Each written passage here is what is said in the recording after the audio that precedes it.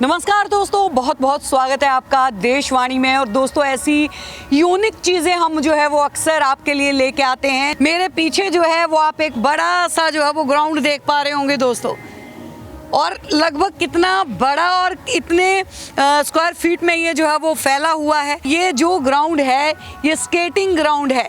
अगर अब आपका बच्चा जो है वो स्केटिंग का इंटरेस्ट रखता है, स्केटिंग में अपना भविष्य जो है वो बनाना चाहता है, आगे जाना चाहता है, एक फेमस जो है वो स्केटर बनना चाहता है, तो मंजिल अब दूर नहीं है। क्योंकि अब जो है आपको एक ऐसा ग्राउंड जो है, एक ऐसा प्लेस, एक ऐसा प्लेटफॉर्म हम आपको जो है वो दिखा रहे हैं जो कि आपके ही क्षेत्र में पड़ने वाला है। तो दोस्तों, ये जो स्केटिंग का है, सबसे पहले स्केटिंग की खास बात बता देती हूँ। देखिए, ये कर्व में ऊपर से अप साइड का ऐसा स्केटिंग जो है ग्राउंड आपको कहीं नहीं मिलेगा। तो सबसे पहले जो है वो चलते हैं, डवास जी हमारे साथ हैं, जिनके कर कमलों से जो है ये स्केटिंग ग्राउंड जो है वो हम सबको जो है वो मिल पाया है। तो डवास जी, कब इसको बनवाया था? मैम, इसको 2016 में बनवाया था हमने। अच्छा। मैं पुणे देख का था, ऐसे ग्राउंड पुणे के अंदर है। अच्छा। तो वहाँ देख कर मैंने सोचा कि देहात के अंदर स्पोर्ट्स की बहुत कमी होती है, सुविधाएं नहीं होती पूरी। मैं स्पोर्ट्समैन था रेसलिंग का और कबड्डी का, इसलिए मैं देहात में सुविधाएं पूरी करने के लिए ये बैंक ट्रैक बनवाया। बैंक स्केटिंग ट्रैक है ये, स्केटिंग का बैंक नहीं कहीं भी। ये जो बैंड होता है इसके अंदर, ये सिर्फ पुणे में जाए तो वो बैंड है। हाँ, वहाँ पर है। चल रहे हैं तो कितना मतलब इसको बैंड किया गया होगा? अगर वो तो आर्किटेक्ट इंजीनियर जानते हैं, जैसा भी होता है स्पोर्ट्स के हिसाब से। जो इसके कोच होते हैं, पीछे भी 2 साल तक यहाँ पर बाहर से आया था कोच, उसने बच्चों को प्रैक्टिस कराई थी। क्या बात है, बहुत बढ़िया। तो साल भर में कितनी जो है यहाँ पे टूर्नामेंट जो है वो हो जाते हैं? साल में यहाँ पर 4-5 टूर्नामेंट कम से कम हो जाती हैं जी। अच्छा। स्टेट की भी, सारी CBSE की भी यहीं होती हैं। अच्छा। स्कूलों की पिछली बार 156 स्कूल यहाँ आए हुए थे। अच्छा। हाँ जी, बिल्कुल। क्या बात है। अगर बात की जाए तो आपके स्कूल के बच्चे जो हैं वो भी इंटरेस्ट दिखाते हैं यहाँ पे? बिल्कुल बिल्कुल। स्केटिंग में हमारे स्कूल के बच्चे हैं। कई बच्चे तो नेशनल में 3-4 बच्चे नेशनल में मेडलिस्ट हैं। अच्छा। हमारे स्कूल से, GR स्कूल से। हमारा GR इंटरनेशनल स्कूल है जी। उसमें 4-5 बच्चे हैं हमारे जो नेशनल के अंदर पोजीशन फर्स्ट सेकंड लेके आ रहे हैं। तो डवास जी, यहाँ पे मतलब कोच है स्केटिंग के लिए? आपने स्कूल में कोच भी? स्कूल में अलग कोच है। अच्छा। यहाँ ग्राउंड का विनोद सर रावत है, इंटरनेशनल कोच है वो। क्या बात। हाँ, वो शाम को 2 घंटे प्रैक्टिस, 2 घंटे सुबह करवाता है। और जो अलग अलग कोच है, सब अपने अपने अलग अलग बच्चे लेके आते हैं यहाँ पर। लेके आते हैं। हर स्कूल से जो है कोच होते हैं, 10 बच्चे 20 बच्चे। तो यहाँ पर सुबह 5 बजे मैं आता हूँ तो बच्चे खेलते मिलते मेरे को। अच्छा। हाँ, तो 5 बजे देखिए खेलने की लगन, और खास तौर पे हरियाणा के बच्चे जो है वो खास तौर पे जो है के बच्चे आते हैं यहाँ पर। गुड़गांव, गाजियाबाद के बच्चे यहाँ पे आते हैं। गाजियाबाद जो टूर्नामेंट होती है उससे 1 महीने पहले दिन रात 24 घंटे चलता है ये। चलता है। हाँ, टूर्नामेंट से 1 महीना पहले इतना रस हो जाता है यहाँ पर। गाजियाबाद वाले कहते दिन में जाम होता है, रात को आते हैं 12 बजे, 12 से 2 ऐसे करके जाते हैं यहाँ पे। तो यहाँ पे कुछ ऐसा भी अरेंजमेंट कर रखा है कि जैसे कोई बाहर से आता है तो उनके यहाँ पे रहने का और किसी चीज़ का? नहीं, वो तो सिर्फ जो बाहर से नेशनल होता है ना, उस टाइम इंतजाम किया जाता है। यहाँ पर एक हवेली है, होटल है नज़दीकी। और वैसे कोई आते हैं कोच काच, उनके लिए हमारे पास बिल्डिंग में 3-4 कमरे हैं कोचों के रहने की। टूर्नामेंट में 4 दिन टूर्नामेंट होती है तो कोचों के रहने की व्यवस्था है यहाँ पे। हाँ, यहाँ पे व्यवस्था। अच्छा, अगर बात की जाए डवास जी, ये जो पूरा जो है वो प्लेटफॉर्म बनाया गया, अगर बात की जाए तो अमूमन तौर पे फर्श के उसी तरीके का जो है वो बना रहता है, लेकिन आपके इसमें जो है वो मैट का वो दिया गया है। क्या कारण रहा और कहाँ पे आपने देखा था कि आपने वैसे ही बनाने की सोची? मैम, 2014 में पुणे गया था। तो सिंथेटिक वाला इसके अंदर बच्चा गिरता है ना तो चोट बहुत कम लगती है, ज़्यादा घाव नहीं होता सिंथेटिक के अंदर। ये पुणे से मैं इसकी वहाँ पर सर्च करके आया था। अच्छा। और पुणे के इंजीनियरों ने ही बनाया है यहाँ पर। ये यहाँ पे आए थे बनाने, वही यहाँ पर आए थे, पुणे वाले इंजीनियर थे, आर्किटेक्ट सब वहीं थे। ये उन्होंने बिल्कुल कई महीने में दिन को बिल्कुल ऐसे करके नाप नूप के इसको बड़ी मेहनत से बनाया है। वैसे आम आदमी नहीं बना सकता इसको, पुणे वाली ही टीम ने बनाया था इसको। अगर बात करें तो कितना ये एरिया होगा वहाँ से लेके यहाँ तक, कितने एरिया में बनाया गया है? ये कम से कम 3-4 हज़ार गज होगा जी। 4000 गज? हाँ जी। देखिए दोस्तों, 4000 गज जो है वो आप देख रहे हैं, आप खुद अंदाज़ा लगा सकते हैं कितना बड़ा है, और हम नाम मात्र से यहाँ पे जो है वो दिखाई दे रहे हैं। अब आ जाते हैं यहाँ पे करब के ऊपर। यहाँ पे आप लोग जो देख रहे हैं ये थोड़ा लेवल में है जहाँ पे मैं इस टाइम पे चल रही हूँ, और इसके यहाँ पे आएंगे तो देखिए ये यहाँ से जो है ये अप हो गया। तो दोस्तों थोड़ी सी जानकारी जो मैं वो और दे देती हूँ कि बर्ड चैम्पियनशिप में एशिया में यहाँ से अगर बात करें इस स्केटिंग पे जो है वो सीख के यहाँ से 3 बच्चे जो हैं वो जाते हैं, और एक बच्चा जो है वो गोल्ड मेडल लेके आता है। धवास जी अगर बात करें तो मेंटेनेंस और वो सारी चीज़ों का कैसे जो है वो ध्यान रखा जाता है यहाँ? वो तो प्रॉपर हमारे पास कोच है, उसके पास हमने आदमी लगा रखे हैं जो इसको मेंटेन करता है। सुनील डबास लड़का है एक, वो हर 2-3 महीने में इसकी जैसे कोई चद्दर टूट गई या रिपेयरिंग होगी तो मेंटेन करते रहते हैं टाइम टू टाइम। अच्छा अगर बात की जैसे कि यहाँ पे कोई गेम होना है, कोई मैच होना है, उससे पहले कुछ तैयारियाँ की जाती हैं ग्राउंड के अंदर? हाँ, उससे पहले ग्राउंड की देख रेख की जाती है, कहीं से कोई टचिंग वचिंग तो नहीं है।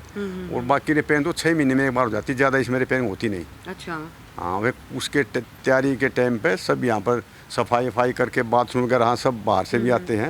वो 2019 में नेशनल हुआ जब यहाँ पर कम से कम 4000 बच्चे पार्टिसिपेट किया था। अच्छा। तो 8-10 हज़ार उनके पेरेंट्स वगैरह आए थे हर स्टेट से। तो उसके अंदर तो यहाँ रोहनी में भी इतनी भीड़ हो गई थी यहाँ पर। ये 59वां करवा था हमने, दिल्ली में पहली बार हुआ था। अच्छा। हाँ नेशनल। अब दिल्ली स्टेट और ये तो CBSE वगैरह होते ही रहते हैं। अच्छा ये कहना गलत नहीं होगा कि कहीं ना कहीं हरियाणा का जब कोई खिलाड़ी होता है तो वो आगे भी जो है वो अपने उसी चीज़ को, उसी विरासत को जो है वो आगे ले जाने की कोशिश करता है। तो डवास जी थोड़ा सा जो है वो आपके दिनों में भी चलेंगे, आपको पहलवानी का, कुश्ती का शौक़ जो है वो कब लगा था? और क्योंकि पहलवान आप कहलाए गए तो कैसे जो है वो मन में उस टाइम पे आया था, और आपने खेलों को कितना महत्व दिया है? मैं हंसराज स्कूल से ग्रेजुएशन की थी 77 में। अच्छा। तो 77 में मैं 75 में हंसराज में पढ़ता था। तब मैं मास्टर चंदीराम का अखाड़ा जमुना घाट के ऊपर। अच्छा। हरियाणा के बहुत प्रसिद्ध पहलवान हुए हैं मास्टर चंदीराम। जी जी, चंदीराम बिल्कुल। हाँ, गुरु चंदीराम, उनके वहाँ मैंने 5-6 साल प्रैक्टिस की। अच्छा। हाँ, उसके बाद फिर कैप्टन चांदवा अखाड़ा सब्जी मंडी में खोला हमने। मैं 4-5 साल वहाँ कोच रहा। तो वहाँ मैंने रेसलिंग की, रेसलिंग का नेशनल प्लेयर हूँ।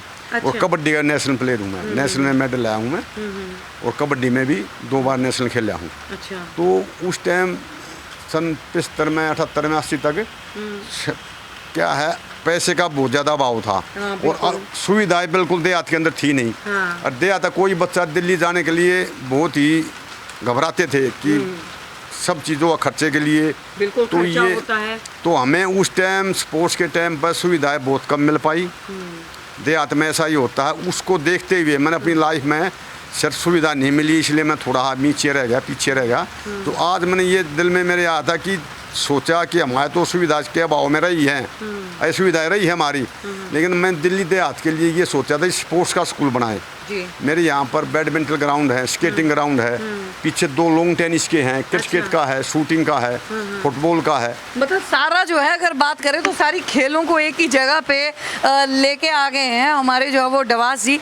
डवास जी, एक पहलवान की और एक खिलाड़ी की डाइट जो है वो बहुत मायने जो है वो करती है कि वो क्या खाता है। लेकिन आज का युवा जिस हिसाब से अगर देखा जाता है नशे की ओर भी जो है वो ज़्यादा बढ़ रहा है, ऐसे क्या होता है, वो एक शुद्ध भाषण, जैसा खाए अन्न वैसा हो जाए मन। तो शुद्ध सात्विक भोजन खाएं और अच्छी फल, दूध, पहले तुम दूध और बादाम पीते थे, फल खाते थे बस। आजकल के जो बाहर से कल्चर चला हुआ ना दूसरे देशों से, वे मीट मांस वगैरह खाते हैं और वो ज़्यादा वो खाते हैं ना, वो अच्छा नहीं होता स्पोर्ट्स के लिए, स्टेमिना के लिए बस बादाम। लेकिन आप जैसे कह रहे हैं कि मीट मांस जो है वो अच्छा नहीं होता, लेकिन बहुत सारे आज के मतलब बहुत सारे ऐसे कोचिंग सेंटर्स को मैं जानती हूँ, या फिर खास तौर पे आजकल जिमों की बात कर लें, बच्चे जो हैं वो युवा जो हैं वो जिम में जा रहे हैं, वहाँ पे अंडा खाने की उनको जो है वो सलाह दी जाती है, प्रोटीन के पाउडर पिलाए जाते हैं, उनको तरह तरह की गोलियाँ, टैबलेट्स दिए जाते हैं, उनको कच्चा या फिर रेड मीट बात की जाए वो खाने को बोला जाता है कि इससे सेहत बनेगी, बॉडी बनेगी। मैम कुछ नहीं है, जो ये पाउडर देते हैं ना, ये बाहर से दूसरे देश के बन के आता है। इसके अंदर पॉइजन होता है, स्लो पॉइजन। हाँ। एक बार जिम के अंदर बच्चा जाएगा और ट्रेनर क्या है, आप डिब्बी ले लो, 30,000 की 20,000 का आप एक डिब्बा दे देंगे, उसको खाने बाद 6 महीने में बॉडी फूल जाएगी, लेकिन 5-4 साल के बाद छोड़ता है ना, उसके अंदर नई बीमारी लग जाती है उसके अंदर। आप योगा भी जानते हैं? मैं 82 में ट्रेनिंग करके था योगा टीचर की। अच्छा।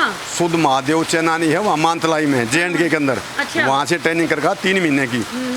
और जो धीरेन्द्र के शिष्य थे, इंदिरा जी ने 80 के अंदर सबको दिल्ली के अंदर दिल्ली यूनिवर्सिटी स्कूल के अंदर जैसे फिजिकल टीचर है ना, ऐसे योगा टीचर कंपलसरी कर दिए थे। और उस टाइम हमारे टाइम में 1200 योगा टीचर दिल्ली के अंदर लगे हुए थे। अच्छा। हाँ, धीरेन्द्र ब्रह्मचारी ने कंपलसरी करवा दिए थे। इंदिरा जी उनके अच्छे रसूख थे उनके साथ। तो ये योगा सबसे बड़ी चीज़ है। मैं उस 2007 से कंटिन्यू क्लास चलती मेरी यहाँ पर योगा की। 18-20 साल योगा करते मेरे को हो गए यहाँ पर। मेरी 69-70 साल के करीब एज होगी। अच्छा। पर हम भी अभी योगा से जवान लगते हैं। योगा से बढ़ के कोई चीज़ नहीं है। शुद्ध सात्विक भोजन खाते हैं।